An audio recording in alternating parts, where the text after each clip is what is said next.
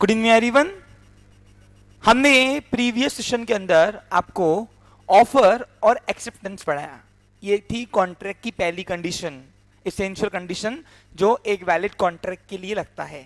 लेकिन लेकिन लेकिन सिर्फ इतना ही सफिशिएंट नहीं है कि एक ऑफर एसेंशियल कंडीशन पूरी करके वो कॉन्ट्रैक्ट की ओर बढ़ सकता है, और वैसे ही एक एक्सेप्टेंस भी एसेंशियल कंडीशन पूरी करके उसकी वो कॉन्ट्रैक्ट की ओर बढ़ सकता है।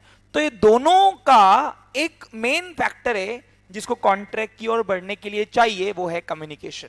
देखिए, ऑफर ऑफर होना ठीक है, एक्सेप्टेंस एक्सेप्टेंस होना ठीक है, लेकिन जब तक कि ये दोनों कम्युनिकेशन में नहीं आएंगे तब तक के वो वैलिड कॉन्ट्रैक्ट की ओर नहीं बढ़ पाएंगे। तो आज का सेशन इसी के नाम पे है। देखिए, आज मैं आपको सेशन में दो पड़ाव लाने वाला हूं। पहला कौन सा बोलो?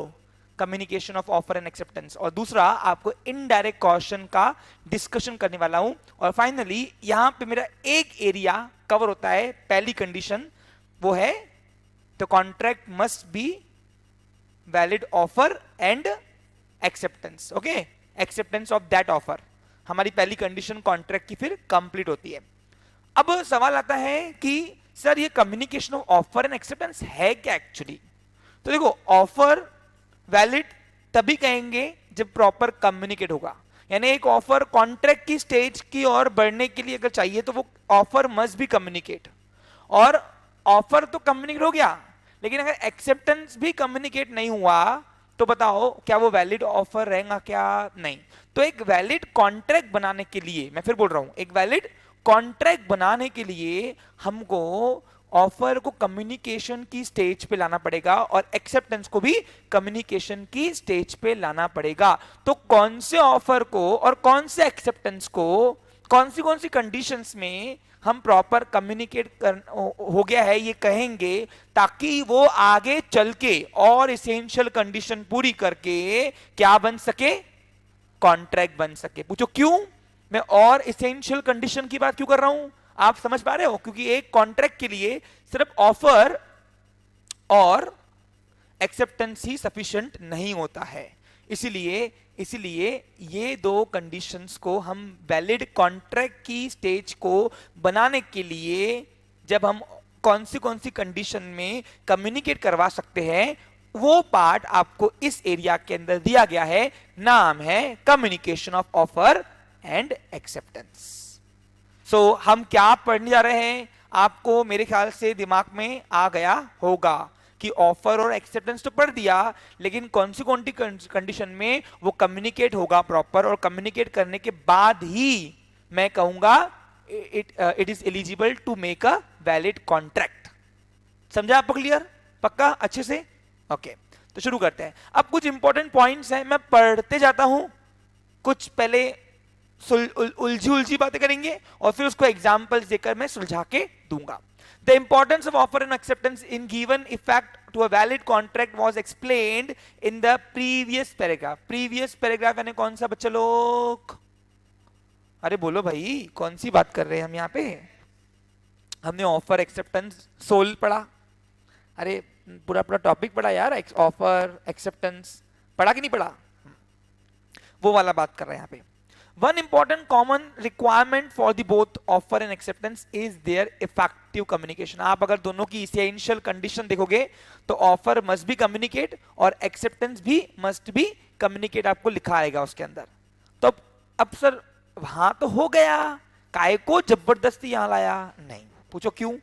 कुछ कंडीशंस ऐसी आती है, फिर बोल रहा हूं मैं, क्या बोल रहा हूं, कुछ कंडीशंस ऐसी आती है जहां पे हम लोग लॉ कंफ्यूज कर देता है कि यार ये स्टेज को हम वैलिड ऑफर बोलेंगे कि नहीं बोलेंगे, ये स्टेज को हम वैलिड एक्सेप्टेंस बोलेंगे कि नहीं बोलेंगे। तो उस कंडीशंस के लिए ये पार्ट आपको दिया हुआ है। अब सर ऐसी कौन सी कंडीशन है? तो पहले ऑफर के लिए पढ़ते, ध्यान दो। Effective and proper communication prevent avoidable revocation. अगर हमने proper effective and proper communication किया तो इससे क्या होगा? आने वाले जो रिवोक यानी क्या होता है? रद्द करना, कैंसिल करना, वो कैंसिल होने से बच सकता है। यानी अगर आपका ऑफर प्रॉपर कम्युनिकेट नहीं है, आपका एक्सेप्टेंस प्रॉपर कम्युनिकेट नहीं है, तो वो तो आगे चल के कैंसिल होना ही है, कोई ना कोई दो पार्टी में से एक पार्टी कैंसिल करेगी करेगी। तो वो कैंसिल रोकने के लिए यहां पे कुछ कंडीशन में आपको ये टॉपिक दिया गया है, नाम है communication of offer and acceptance. तो इसलिए यहां पे लाए अनअवॉइडेबल रिवोकेशन, यानी रोकने के लिए, ताकि वो हम रोक पाए। एंड मिसअंडरस्टैंडिंग बिटवीन पार्टीज, ताकि मिसअंडरस्टैंडिंग भी ना हो। अब सर इसमें ऐसा क्या है, तो आगे आप जैसे जैसे हम आगे बढ़ेंगे ना पैराग्राफ में, आपको समझ में आएगा कि हम कौन से टॉपिक में जा रहे हैं और क्यों जा रहे हैं, और ये पार्ट एरिया भी कवर करना क्यों जरूरी था, क्योंकि इसके ऊपर भी इनडायरेक्ट क्वेश्चन ICAI पूछता है। ओके, तो ऐसे एक एरिया भी छोड़नी नहीं है। देखो दिया हुआ है, when the contracting parties are face to face there is no problem of communication because there is a intentions communication of offer and acceptance। यानी क्या, देखो जब दो पार्टीज आपस में आमने सामने ऑफर करती है, जिस एग्जांपल मैं एक ऑफरर हूं, मैंने ऑफर किया, मैं एक ऑफरर हूं, मुझे अपनी बाइक बेची ने इसको, तो मैंने ऑफर किया। ये जब ऑफर करना हुआ ये फेस टू फेस हुआ, क्या हुआ ये, देखो ना आमने सामने। तो आमने सामने अगर फेस टू फेस ऑफर किया गया, ऑफरर ने ऑफरी को, ऑफरर ने ऑफरर OFFEROR है ना, ऑफरर एंड ऑफरी। अब ऑफरर कौन होता है, ऑफरी कौन होता है, ये सब मैंने आपको प्रीवियस सेशन में डिस्कस किया हुआ है।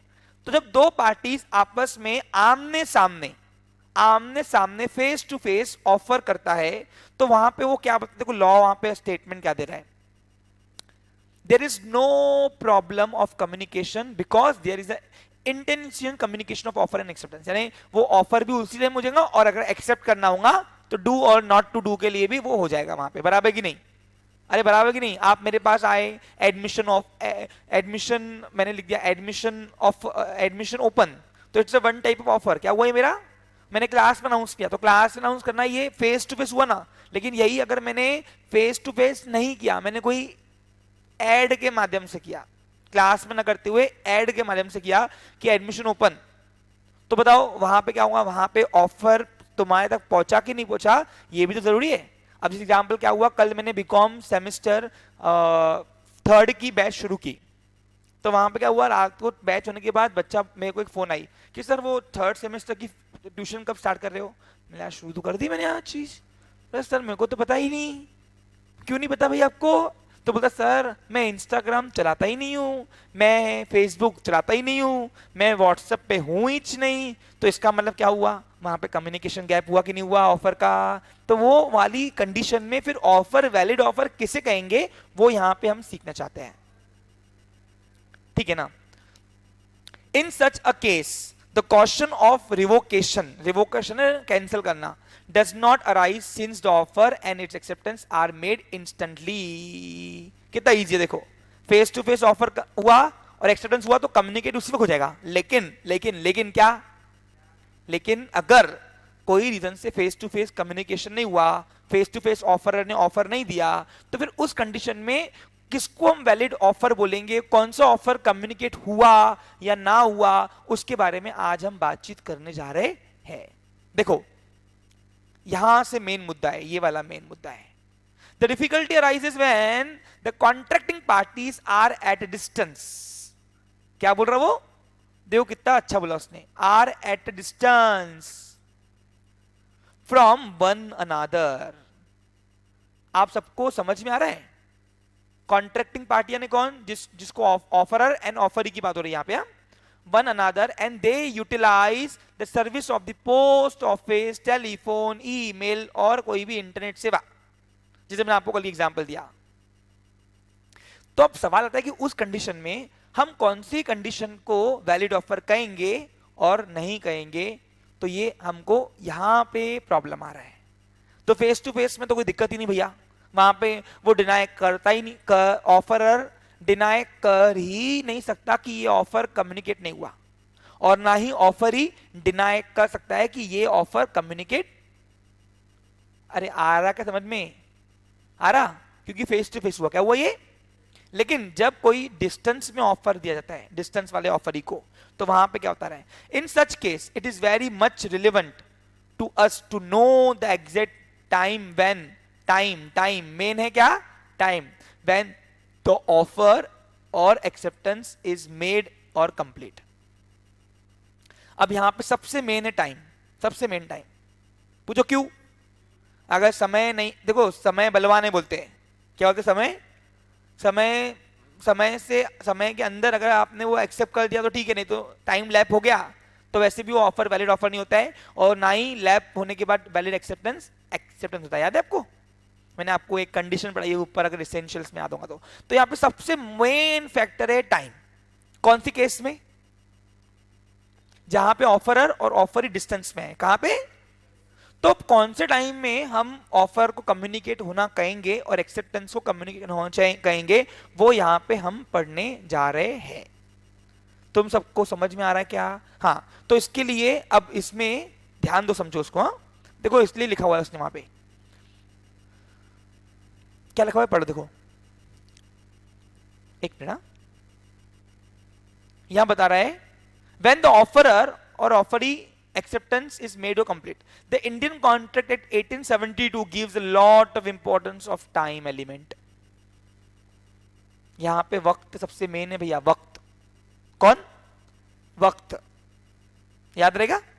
अब सर पढ़ाना क्या चाहते हो यार, इसमें इतना बड़ा पैराग्राफ पढ़ा के बैठ गए, क्या चाहते हो आप पढ़ाना भाई एग्जैक्टली, सही है कि नहीं? हाँ, तो मैं आपको इसका कंक्लूजन दूंगा। देखो इस कंडीशन में क्या है, सपोज क्या हुआ, सपोज मैं एक ट्यूशन मास्टर हूं। कौन हूं मैं? हाँ, मैंने अपनी पूरी जमा पूंजी जिंदगी की जमा किया, पूरी पूंजी अपनी, और मेरे को शौक था कि मैं एक दिन मेरा शौक था कि मैं पिक्चर बनाऊं। क्या बनाऊं? हाँ, क्या बनाऊं भाई, सही कि नहीं? अब पिक्चर बनाना चाहता हूं मैं, ठीक है? तो पिक्चर के लिए मेरा फेवरेट हीरो जो है वो है रणबीर कपूर। कौन है मेरा हीरो? रणबीर कपूर। अब हुआ क्या, ध्यान दो समझो। तो मैं हूं मिस्टर ए,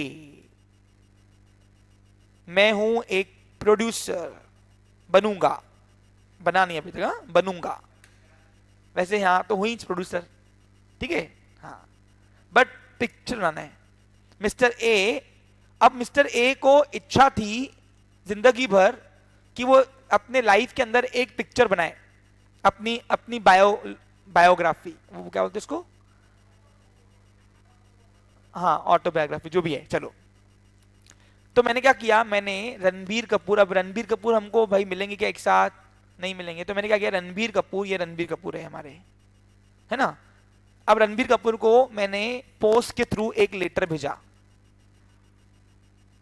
काय को, कि मैं आपको 2 करोड़ रुपए दूंगा, आप क्या मेरा मेरा मेरे मेरी मेरी बायोग्राफी के ऊपर पिक्चर, आप कैरेक्टर में आएंगे, ऐसा। अब ये जो पोस्ट था, ये 2 तारीख को रणबीर कपूर को मिल गया, क्योंकि मैंने रजिस्टर पोस्ट से भेजा, रजिस्टर पोस्ट का ऑफिशियल रिकॉर्ड रहता है। 2 जुलाई को ये पहुंच गया। अब बताओ, यहां पे ये केस वही केस है जो मैं अभी आपको क्वेश्चन में पढ़ा रहा था, कि यहां पे मैं एक ऑफरर हूं और रणबीर, मिस्टर रणबीर कौन हुआ? रणबीर कपूर जो है वो ऑफर ही है। कौन है? ऑफर ही। तो अब ये ऑफर जब 2 तारीख को रणबीर कपूर को पहुंच गया, तो बताओ अब ये ऑफर कम्युनिकेट हुआ कि नहीं हुआ? पहला क्वेश्चन। पोस्ट मैंने किया 25 जून को, पोस्ट किया मैंने 25 जून को, और 2 जुलाई को सामने वाले की घड़ी के पास पहुंच गया। तो बताओ हम ऑफर कम्युनिकेशन कब कहेंगे? जब ऑफरी के पास वो रिसीव्ड हुआ। क्या हुआ? जिस दिन ऑफरी के पास रिसीव्ड होगा, उसके नॉलेज में जब आएगा, तब हम कहेंगे कि it is a valid offer, और ऑफर इज कम्युनिकेटेड। यानी 2 जुलाई के बाद मैं सबको बोल सकता हूं कि ऑफर तो चले गया भैया, अभी एक्सेप्टेंस आना नहीं आना ये पता नहीं मुझे। समझा आपको? क्लियर? तो ये यहां पे देखो, यहां पे लॉ थोड़ा अपने को क्लियर करता है कि जिस वक्त आप भेज रहे हो उस वक्त वो ऑफर कम्युनिकेट नहीं हुआ है, वो ऑफर है सिर्फ, क्या है वो, ओनली, और it is not eligible to make a valid contract. लेकिन जैसे ही ऑफर ही को वो रिसीव्ड हो जाता है, रिसीव्ड क्या हो जाता है, तो तब हम कहेंगे कि it is a valid offer because it is communicated offer, that's why. आप सबको समझ में आ रहा है अच्छे से, कोई डाउट नहीं यहां पे। अब कंडीशन नंबर 2, यहां कंडीशन नंबर 2 ये बता रहा है कि यदि, देखो यहां पे सबसे मेन एलिमेंट क्या है, टाइम। कौन से टाइम को हम कहेंगे कि ऑफर कम्युनिकेट हुआ कि नहीं हुआ? बताओ, यहां 25 जून को ऑफर कम्युनिकेट हुआ कि 2 जुलाई को? तो बताओ टाइम एलिमेंट में 2 जुलाई लिखेंगे कि 25 जून? समझ में आया अच्छे से? अब कंडीशन नंबर 2, अब क्या हुआ, सपोज मैंने एक मूवी बनाने का सोचा, मैं मिस्टर ए, और मैंने रणबीर कपूर को सिलेक्ट करूंगा कि रणबीर कपूर लेंगे भैया अपन, ठीक है। लेकिन हुआ क्या, मैं रणबीर कपूर से अकेले तो मिलूंगा नहीं, रणबीर कपूर बहुत बिजी आदमी है, पिक्चर बनाएगा ना भैया, है ना। और रणबीर कपूर डायरेक्ट मिलता नहीं है, उसका असिस्टेंट है सपोज एक सागर नाम का लड़का, और उस सागर को मैंने 25 तारीख को भेजा और 2 जुलाई को उसको लेटर पहुंचा, सॉरी 2 जुलाई, 25 जून को मैंने यहां से क्या भेजा, लेटर भेजा, और 2 जुलाई को सागर कौन है, रणबीर कपूर का असिस्टेंट, उसको मिला। तो बताओ इस कंडीशन में क्या हम इसको ऑफर को कम्युनिकेट बोलेंगे क्या? क्यों? क्योंकि अभी तक वो जो ऑफर है वो ऑफरी के नॉलेज में नहीं है, ऑफरी के नॉलेज में नहीं है, तो इसलिए it is not eligible to make a contract. अब रणबीर कपूर बिजी होंगे, कहीं गए होंगे शूटिंग में, तो उसके असिस्टेंट ने लेके रख दिया, और 5 तारीख को, कब, 5 तारीख को ये ऑफर सुनाया, किसको, रणबीर कपूर को। तो बताओ अब ये ऑफर कम्युनिकेट हुआ कि नहीं हुआ, कौन सी तारीख को? तो बताओ टाइम एलिमेंट में कौन सा कम्युनिकेशन डेट आएगा, 5 जुलाई। तो इसका मतलब आपने क्या सीखा कि जब तक ऑफरी के नॉलेज में वो ऑफर नहीं आता है तब तक हम उसको वैलिड ऑफर नहीं कहेंगे। मेरी बात सबको समझ में आ गया अच्छे से, कोई डाउट नहीं, कंडीशन समझ में आया? देखो यहां पे भी वही लिखा हुआ है, अब इसमें एक लाइन मिसिंग है जो मुझे आपको बतानी चाहिए थी, मैं आपको लिखा के दे रहा हूं, ठीक है, एक मिनट ध्यान देंगे। देखो इसमें बहुत अच्छी लाइन लिखी हुई है, when the communication of offer, when a communication of an offer is complete the offerer become bound by it, यानी ऑफरर बाउंड होता है। If it is accepted by the offeree, it is accepted by the offeree, then the offerer can not retract, यानी वो double से नया offer नहीं भेज सकता। लेकिन आगे बता रहा है, it may be noted that an offer accepted without its complete knowledge does not create any legal relation. यानी इसका मतलब क्या हुआ कि सागर उसके असिस्टेंट ने मेरी स्टोरी पढ़े ही, मेरा ऑफर अमाउंट पढ़े ही ऑफर एक्सेप्ट कर दिया रणबीर कपूर से बिना पूछे, तो क्या क्वेश्चन मार्क आता है, रणबीर कपूर वो मेरी पिक्चर करने के लिए लीगल बाउंड हुआ कि नहीं हुआ? तो नहीं हुआ। क्यों नहीं हुआ? उसका रीजन मैं आपको बता दिया, क्योंकि ऑफरी को नॉलेज ही नहीं है कि भाई कि मुझे कौन सा एक्सेप्टेंस चाहिए, और विदाउट ऑफरी के नॉलेज के बिना एक्सेप्टेंस वैलिड एक्सेप्टेंस नहीं माना जाएगा। समझा आपको क्लियर? पक्का अच्छे से, कोई डाउट नहीं इसमें? अब ये तो बात हो गई ऑफरर की। अब ऑफरर में आपने एक मिनट ध्यान देंगे, देखो अब यानी क्या सीखा आपने कि ऑफर 2 टाइप में होता है, एक ऑफर कम्युनिकेशन 2 टाइप में होता है, कौन कौन से बताओ? एक तो फेस टू फेस, है ना, एक तो फेस टू फेस, एक डिस्टेंस में, बराबर कि नहीं? अब फेस टू फेस में ऑफर कम्युनिकेट होगा ही होगा, यहां पे कोई डिनाई नहीं होता, यानी यहां पे लीगल ऑब्लिगेशन आ जाएगा कॉन्ट्रैक्ट बनाने के लिए, इट मस्ट बी कम्युनिकेटेड। लेकिन जब डिस्टेंस की बात आएंगी तो डिस्टेंस में सबसे मेन है टाइम एलिमेंट। क्या है? ये टाइम एलिमेंट डिसाइड करेगा कि वो ऑफर कम्युनिकेट कब हुआ है और कौन सी केस में कौन सा ऑफर कब क्या हुआ, मैंने आपको बता दिया। Clear picture? अब हम आते हैं एक्सेप्टेंस में। अब जिस तरीके से ऑफर कम्युनिकेट कौन सी कंडीशन में होता है, वैसे ही एक्सेप्टेंस भी एक वैलिड एक्सेप्टेंस कम्युनिकेट किया हुआ किसको बोलेंगे, वो हम पढ़ने जा रहे हैं इस कंडीशन में।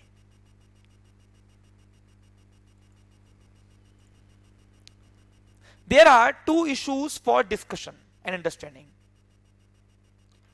They are the mode of acceptance and when it is acceptance complete. तो आज मैं आपका एक मोड कंप्लीट करूंगा ओनली, वो कौन सा? एक्सेप्टेंस वाला मोड। अब सर ये क्या है? तो देखो ध्यान दो, एक एक्सेप्टेंस, अब एक्सेप्टेंस कौन देता है? ऑफर देता है कि ऑफर ही देता है? मानते हो ऑफर ही देगा? ठीक है, एक एक्सेप्टेंस ऑफर ही देगा। तो एक ऑफर ही एक एक्सेप्टेंस वैलिड एक्सेप्टेंस कब कहेंगे? सबसे पहला क्वेश्चन वो आता है जब वो कम्युनिकेट होगा। अब वो कम्युनिकेशन मोड तय करेगा कि वो एक्सेप्टेंस का तरीका कौन सा था।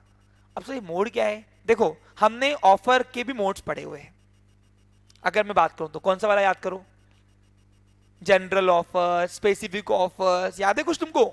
मैंने आपको सब ऑफर पढ़ाए हैं, याद है आपको? वो ऑफर के टाइप से, लेकिन वहां पे कम्युनिकेशन का कोई फंडा नहीं आया। लेकिन एक्सेप्टेंस के मोड पढ़े क्या हमने? देखो हमने एक्सेप्टेंस के सिर्फ क्या पढ़े? हमने एक्सेप्टेंस के सिर्फ दो ही चीज पढ़ी, एक तो व्हाट इज एक्सेप्टेंस और essential condition of valid acceptance, बराबर कि नहीं? हमने मोड पढ़ा ही नहीं। लेकिन मोड हम यहां पढ़ने जा रहे हैं, एक तीर पे मैं दो निशान मार रहा हूं। एक तो मोड ऑफ एक्सेप्टेंस कितने हैं वो भी बताऊंगा, और ये मोड ऑफ एक्सेप्टेंस कैसे कम्युनिकेट करते हैं वो भी मैं आपको पढ़ाने जा रहा हूं। Let us first consider the mode of acceptance. Section 3 कहां दिया हुआ है? Section 3 of the Act prescribe in general terms two modes दिए हुए हैं। अब इंडियन कॉन्ट्रैक्ट एक आपको दो मोड देता है, लेकिन असल में तीन मोड्स है। फिर बोलूं, एक्सेप्टेंस करने के तीन तरीके हैं। वैसे कितने हैं? दो। कौन से वाले दो मोड होंगे बताओ? मैंने आपको डेफिनेशन बताया हुआ है, एक टू डू के लिए और एक अपस्टेंड वाला। याद है? याद है कुछ तुमको? कुछ नहीं। देखो एक्सेप्टेंस कुछ करने का भी मिलता है और एक्सेप्टेंस कुछ नहीं करने का मिलता है। मैंने आपको नम्रता वाला एग्जाम्पल दिया था पीछे, अगर याद होगा तो। याद है आपको? कौन सी एग्जाम्पल दिया था बताओ? महक और सोनल वाला। यस, महक और सोनल वाला एग्जाम्पल दिया था कि महक किसका बच्चा शैतान था? महक का। याद है आपको? एक का बच्चा शैतान था, मेरे पास एडमिशन लेने आए तो दूसरी वाली बोलती इसके बच्चे को मत लो, मेरा बच्चा बिगड़ रहा है, आपका पूरा ट्यूशन क्लास बिगाड़ देगा, लगे तो डबल फीस लो मुझसे। तो कुछ नहीं करने का मुझे एक्सेप्टेंस था, बराबर कि नहीं? तो यानी इन शॉर्ट एक्सेप्टेंस दो ही होते हैं। कौन कौन से?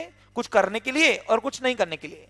तो कुछ करने के लिए हमने यहां पे यूज किया है बाय एनी एक्ट, और कुछ नहीं करने के लिए जो हमने अब्सटेन डूइंग लिखा था ना, उसके लिए हमने वर्ड यूज किया है बाय ओमिशन। फिर सर ये तीसरा कहां से आया? तीसरा होता है इंप्लाइड एक्सेप्टेंस। इंप्लाइड एक्सेप्टेंस किसको बोलते बताओ?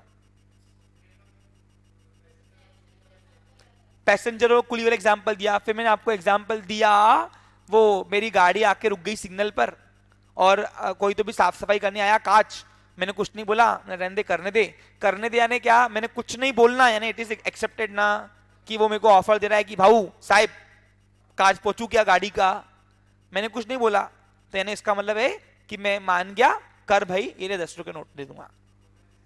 समझा आपको? क्लियर आ रहा क्या समझ में? यानी बाय कंडक्ट से भी एक्सेप्टेंस, यानी एक्सेप्टेंस के तीन मोड है, लेकिन लॉ में कितने हैं? दो, कुछ करने के लिए और कुछ नहीं करने के लिए। तो इसलिए एक वैलिड एक्सेप्टेंस कौन से केस को कब कहेंगे वो यहां पे आपको पढ़ाया जा रहा है, ताकि वो देखो एक्सेप्टेंस कम्युनिकेट होना जरूरी है, तो कौन सा एक्सेप्टेंस कब कम्युनिकेट होगा वो यहां पे आपको पढ़ाया जा रहा है। देखिए ध्यान दीजिए, intending thereby to communicate to the other और which has effect of communication it to the others. पहला है कम्युनिकेशन बाय एक्ट, यानी टू डू करने के लिए, कुछ करने के लिए भी कम्युनिकेट होता है एक्सेप्टेंस, और कुछ नहीं करने के लिए भी एक्सेप्टेंस दिया जाता है। देखो लिखा हुआ है would include any communication by act would include any expression of words whether written or oral.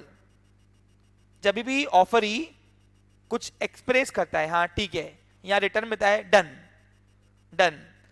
Return words will include letter, telegram, faxes, email, even advertisement. याद है आपको डॉगी गुम हो गया था, किसका वाला, सोनल का, याद है आपको। Oral words will include telephone message वगैरह जो आता है फोन पे ही, how. Against communication would include any conduct intended to the communicate, like positive act or sign, so that the other person understand what the person acting making sign means, say or convey। मान गया, language easy है, सुना भैया ने क्या बता रहे हैं, सिंपल कि ऑफर ही भाई कुछ एक्सप्रेशन करके, कुछ डन करके, या कुछ देकर, क्या देकर, कुछ हिंट देकर या हाँ बोलकर, रिटर्न में देकर, यानी कुछ भी जो एक्सप्रेस कर पाए का ऑफर ही देता है, तो हम बोलेंगे कि वो एक्सेप्टेंस जो होगा वो कम्युनिकेशन हुआ है कुछ करने के लिए, कुछ करने के लिए। यहां पे लिखा हुआ है एक्टिंग और मेकिंग साइन, यानी मेकिंग साइन यानी क्या, मेकिंग साइन यानी कन्वे करना, यस यस बोलना, से यस, यहां कन्वे करना, ठीक है मैं करता ये काम। समझा क्या आपको, क्लियर? अरे आ रहा क्या समझ में? अब एक्सेप्टेंस दो आता है, कुछ करने के लिए भी आता है, कुछ नहीं करने का भी होता है। तो कुछ नहीं करने के लिए हमने वर्ड यूज किया है omission. Communication of acceptance by omission to do something, such omission is conveyed by the conduct और बाय फॉरबियरेंस। फॉरबियरेंस यानी क्या होता है, कुछ नहीं करना ही, on the part of the one person to convey his willingness और एसेंट, यानी मैं ये काम नहीं करूंगा तो मुझे ठीक है डन, नहीं करता मैं, इतना पैसा दे, ठीक है। मैंने क्या किया, मैंने वो सोनल से ही डबल फीस लिया, काय के लिए, महक के बच्चे को नहीं पढ़ाने के लिए। इससे मेरा फायदा क्या हुआ, बच्चों का डिसिप्लिन भी रहेगा, मेरे को पता है बिगड़ा हुआ है नंदे, और मेरे को डबल फीस तो मिल रही, काय के लिए, कुछ नहीं करने के लिए भी। तो मैंने अपना एसेंट दिया ना, मंजूरी दिया ना उसको मैंने कि ठीक है दे, मेरे को क्या है, मेरे को फीस मिल रही, खत्म विषय। However, silent would not be treated as communicated by omission। हाँ, इसमें साइलेंट रह के नहीं, कुछ एक्शन करनी पड़ेगी है यहाँ पे, कुछ नहीं करने के लिए भी। हाँ, अब यानी अगर मैं गुस्से से मैं चले गया रूम से, तो इसका मतलब वो एक्सेप्टेंस नहीं हुआ। हाँ? अरे भाई मेरे को वो सोनल क्या बोल रही कि इसे डबल फीस लो, लेकिन मैं के बच्चे को मत पढ़ाओ, हमारे पूरे क्लास का खराब कर देगा एटमॉस्फियर। और मैं वहां से क्लास निकल, मैं ऑफिस निकल गया, तो अब सोनल क्या समझेगी, हाँ हाँ मान गए सर। नहीं, यहाँ पे साइलेंट रहना यानी नहीं मानना होता है, कुछ यार इतना यहाँ पे बोलना पड़ता है, कुछ एक्ट करनी पड़ती है यहाँ पे भी, ठीक है। ला पैसा ला, क्या बोलूंगा मैं उसको, दे डबल फीस दे, चलो कोई बात नहीं, फिर मान गया मैं, ऐसा। अब आगे दिया है कम्युनिकेशन एक्सेप्टेंस बाय कंडक्ट, यानी इम्प्लाइड, इसको इम्प्लाइड बोलते हैं, इम्प्लाइड एक्सेप्टेंस। अब इम्प्लाइड एक्सेप्टेंस ये लॉ में इसका कोई प्रोविजन नहीं है, ये मैं आपको अपने हिसाब से पढ़ा रहा हूं, ध्यान देंगे बच्चा लोग। यार टाइम बहुत कम मिलता है, पढ़ाना ज्यादा रहता है लेकिन टाइम ही कम मिलता है बहुत। For instant delivery of goods at a price by seller or a willing buyer will be understood as a communication by conduct or convey acceptance. समझा नहीं समझा? अरे भाई आप बायर के पास जाते हो, आप माल लेते हो, बोलते हो ये है क्या भैया, वो आपको निकाल के देता है, यानी आपका वो ऑफर एक्सेप्ट कर रहा है, फिर आप उसको पैसे देते हो, तो आप पैसे दे रहे हो, यानी इसका मतलब है वो इंप्लाइड है कि आप उसको ऑफर एक्सेप्ट कर रहे हो। समझा आपको, clear? Similarly one need not explain why one boards as a public bus or a drop a coin in a weighing machines. The first act is a conduct of acceptance and its communication to offer by the public transport authority। ये example दिया है, वो अपन बस में जाते हैं, पैसे देते हैं, वो पैसे देना इट्स इम्प्लाइड कि हमको उनकी सर्विस चाहिए, हम आपका ऑफर एक्सेप्ट कर रहे हैं, हम बोलते कि हाँ, पहले बोलते कि हाँ रुक मैं पहले हाँ बोलूं फिर पैसे देता हूं, ऐसा बोलता क्या? नहीं, इससे अच्छा तो मेरे एग्जाम्पल थे यार, दो ये मत करो, तो मेरे एग्जाम्पल डालना उसके अंदर। कौन सा वाला?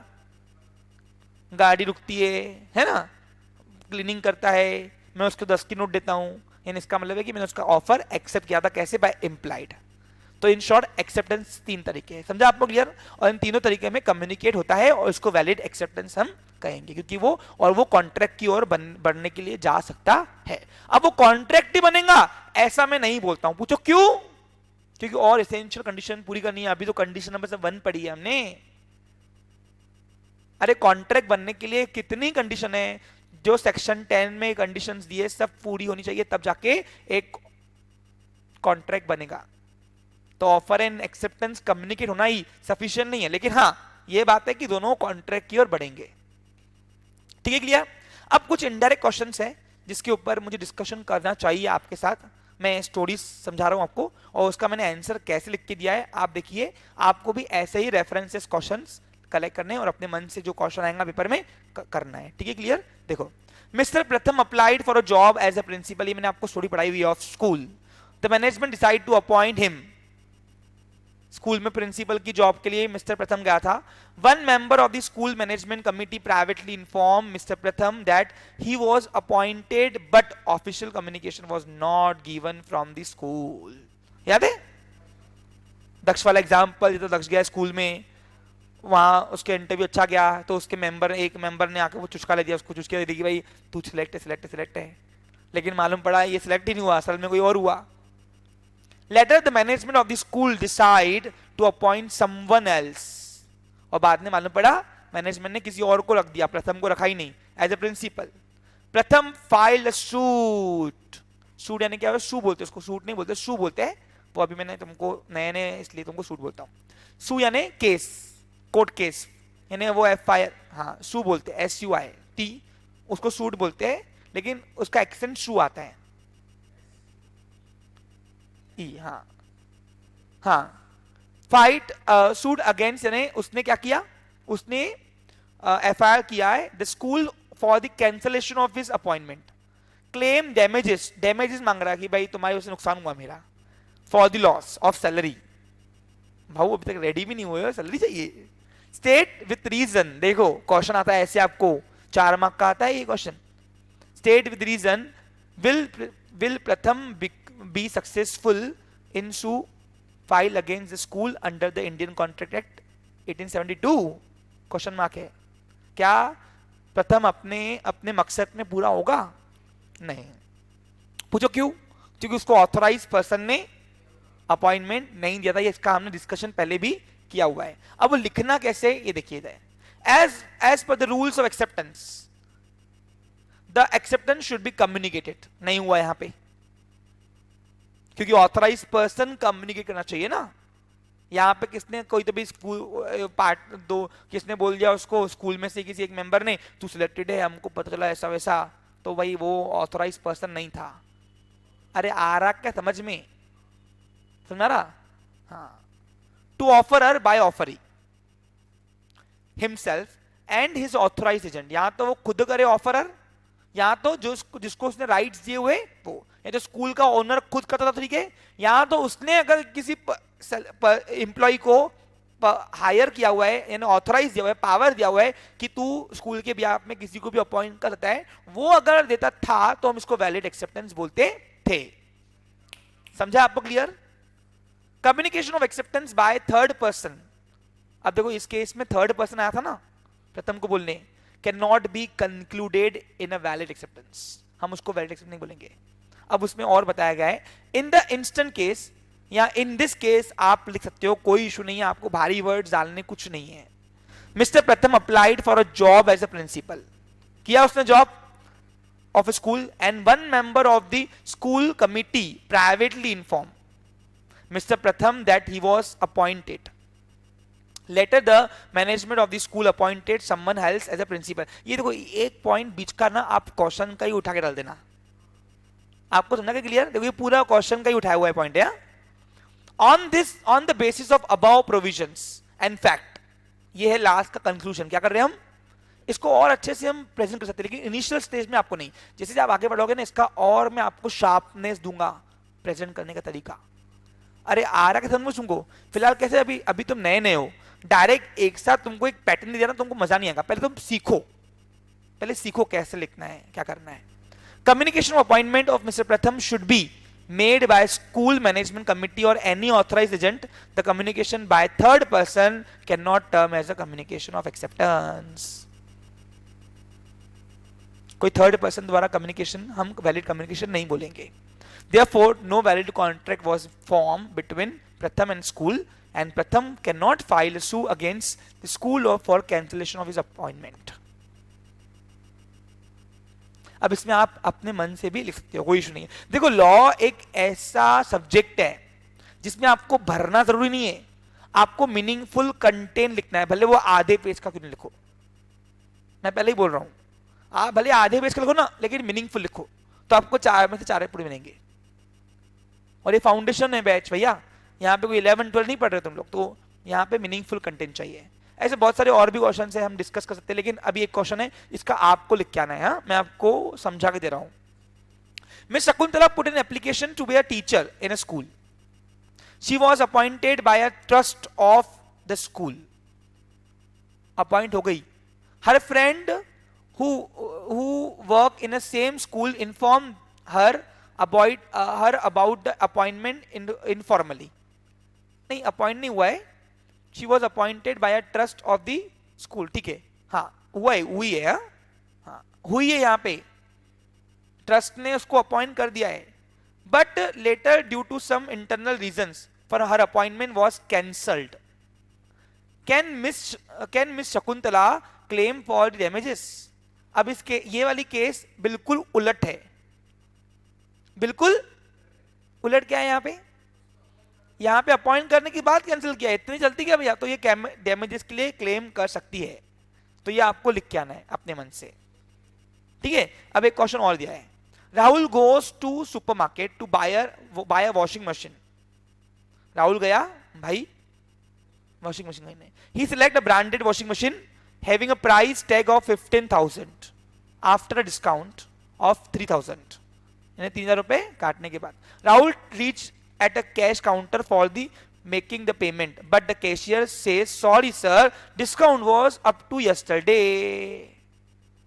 Discount यहाँ पे खत्म हो चुका है. There is no discount from today. Hence, you have to pay the 18,000 रुपए, क्योंकि 15,000 3,000 काट के था. Rahul got angry and insist for 15,000. बोला ऐसे कैसे कर रहे हैं आप, प्राइस टैग लगा हुआ है, आपको देना ही पड़ता 15,000 में. आप तो state with reason whether under the Indian contract act 1872 Rahul can enforce the cashier to sell at discounted price that is 15,000. तो यहां पे नो. पूछो क्यों? क्योंकि ये इनविटेशन ऑफर है, और invitation offer is not a offer. मैंने आपको पहले ही पढ़ाया था, कोई प्राइस टैग कोई तुमको बाउंड नहीं कर सकता है. अरे आ रहा क्या समझ में? अब मेरे बाजू वाले ने लिखा था 11-12 एडमिशन 11,000 रुपीज, है ना.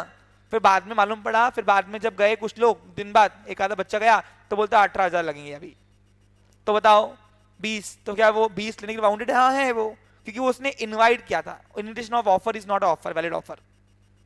मैंने आपको पढ़ाया था ना, एक लाइन थी याद है ऊपर, अपने पढ़ा था ऑफर में. अब क्या मैं खोल के दिखाऊं क्या वो तुमको?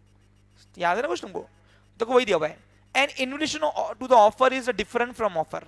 Quotation, menu, cards, price tag, advertisement in newspaper for the sale or not for the sale are not offer. ये वैलिड कोई ऑफर नहीं रहेगा, ये ओनली इन्विटेशन के सोर्स है. क्या ये आपको इन्वाइट करते हैं. दिस आर मेयरली इन्विटेशन, ये ऐसे ही भाई हम अट्रैक्ट करने के लिए देते हैं. Invitation to public to make an offer. An invitation to offer is an act preceding to making an offer. Acceptance of an invitation to an offer does not result in the contract. वो contract बनने के लिए eligible नहीं होता है. And only an offer emerges in the process of negotiation. ये जो offer होते हैं ये सब बातचीत करने का एक बुलावा देने का एक स्टार्टअप पॉइंट है. क्या ये ओनली नेगोशिएट करने का एक स्टार्टअप पॉइंट है. इससे ये कॉन्ट्रैक्ट नहीं करेगा. अगर ऐसा होता तो फिर कंपनी, पब्लिक कंपनी जब अपने शेयर इशू करती है तो सबको देना चाहिए उसको. तो फिर तो आईपीओ में सबको नहीं देती वो. फिर तो हर कोई केस करेगा, नहीं आपने ऑफर कैसे दिया, ऐड कैसे किया आपने, इनवाइट कैसे किया, प्रॉस्पेक्ट कैसे इशू किया, इसलिए हर इनविटेशन को हम ऑफर नहीं कहेंगे, ये निगोशिएट करने का एक माध्यम है। क्या है ओनली?